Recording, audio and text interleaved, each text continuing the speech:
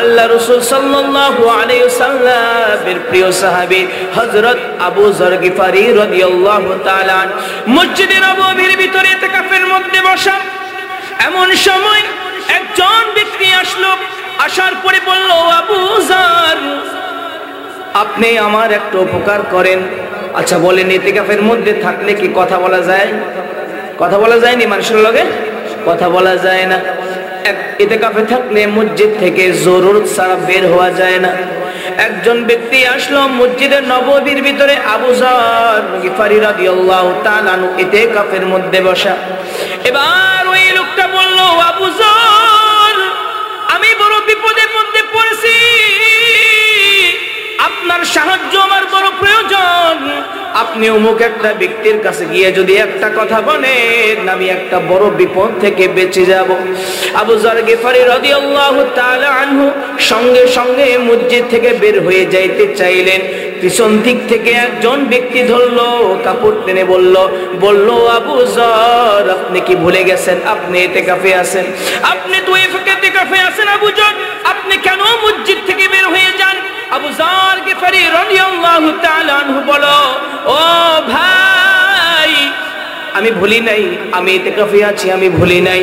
আমি ওই মদিনাওয়ালার কাছে শুনছি, ওই মদিনাওয়ালা বলছিল, সুন্দর করে বলছিল, আল্লাহ রাসূল সাল্লাল্লাহু আলাইহি সাল্লাম বলেছিল, কোন মুসলমানের একটা হাজত যদি পূরণ করে, কোন মুসলমান যদি কোন মুসলমানের দাওয়াত কবুল করে নেয়, আল্লাহ পাক রব্বুল আলামিন 10 বছর ইতিকাফ করলে যে সওয়াব, সেই সওয়াব আল্লাহ পাক রব্বুল আলামিন ওই বান্দার আমলনামে দিয়ে দিবে। বলেন সুবহানাল্লাহ। আল্লাহ রাসূল সাল্লাল্লাহু আলাইহি সাল্লাম বলেন, একজন মুসলমানের সঙ্গে দেখা হলে প্রথমত তাকে কি করবা? সালাম দিবা। 2 নম্বর, যখন কোন মুসলমান দাওয়াত দিবে, ডাকবে সহযোগিতার জন্য, তার ডাকের মধ্যে সাড়া দিবা। 3 নম্বর, যদি কোন মুসলমান যদি কোন সৎ পরামর্শের জন্য ডাকে, তাকে সৎ পরামর্শ দিবা। ওয়াইদা আতাস্তা ফাহামিদাল্লাহ ফাশাম্মিদ, কোন মুসলমান যদি কি করে?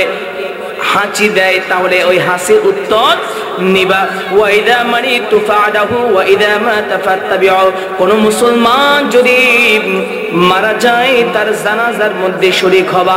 এই 6টা হক একজন মুসলমান আরেকজন মুসলমানের উপর। বলেন না সুবহানাল্লাহ।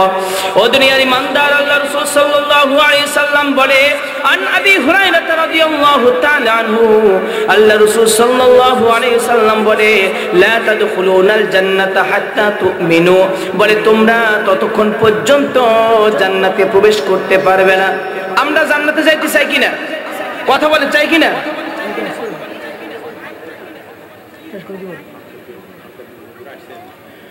ও দুনিয়ার ইমানদার, আমরা সকলে জান্নাতে যাইতে কি চাই কিনা?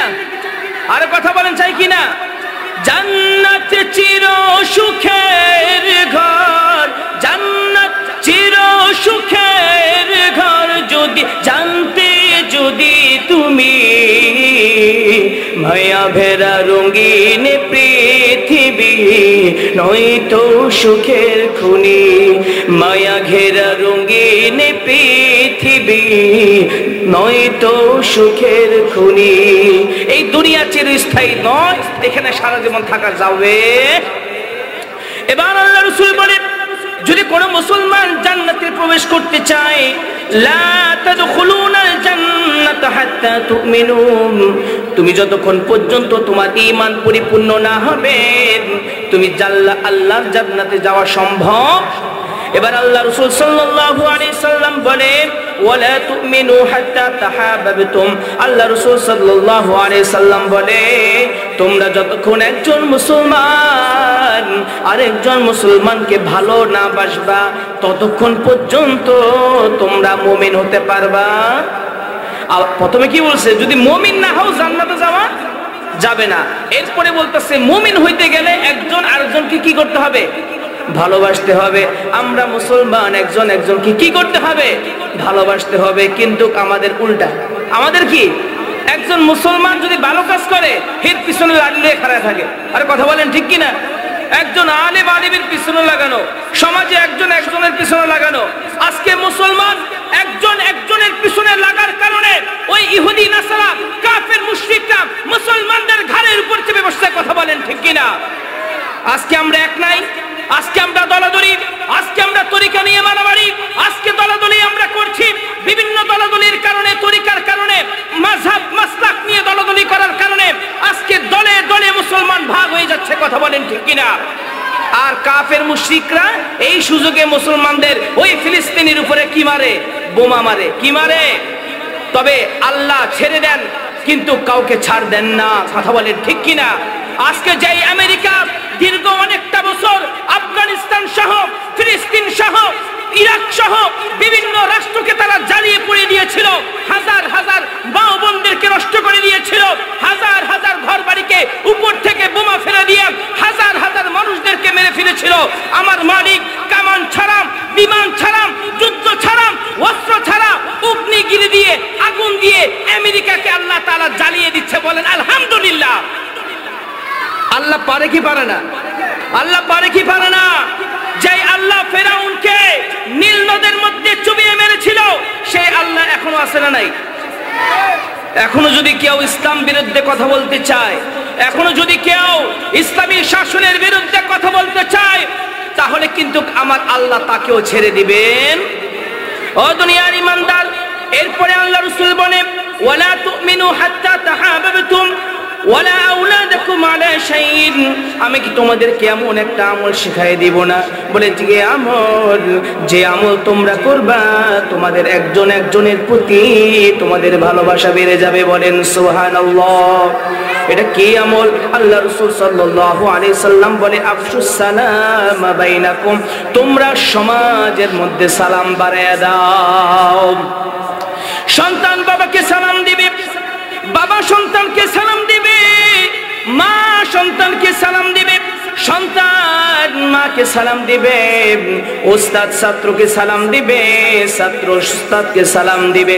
সমাজের মধ্যে যখন, ঘরে ঘরে যখন এই সালামের প্রচলন শুরু হয়ে যাবে, আমার আল্লাহ পাক রব্বুল আলামিন আসমান থেকে সমাজের মধ্যে রহমত বরকত দিয়ে ভরপুর করে দিবেন। যিনি তিনি কে? এই জন্য সালামের প্রচার প্রসার করার দরকার আছে কিনা? আল্লাহ রাসূল বলে অহংকার ব্যক্তিরা তো আগে সালাম দিতে পারে না। আল্লাহ রাসূল বলে মিনাল কিবির।